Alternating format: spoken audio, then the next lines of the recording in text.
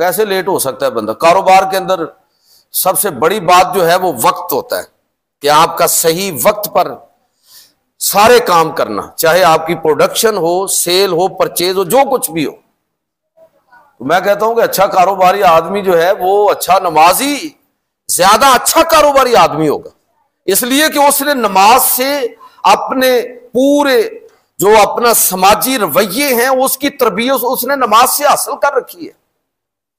उसने ये सीख लिया है कि मैं अगर किसी को अपने में से बेहतर आदमी को आगे कर रहा हूं मुसल्ले के लिए, तो उसने ये बात सीख ली है कि जिंदगी में हमेशा अपने से बेहतर को अपने आगे करना है।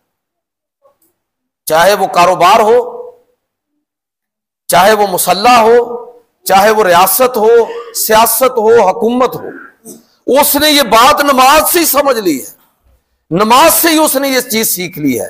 तो मेरे भाइयों, आप इन सारी चीजों को देखें कि ओवरऑल नमाज किस तरह हमारे रवैयों को तब्दील करती है, हमारे अखलाक, हमारे किरदार, हमारा जो सोशल कंडक्ट है उसके अंदर नमाज किस तरह हमें बिल्कुल तब्दील करके रख देती है।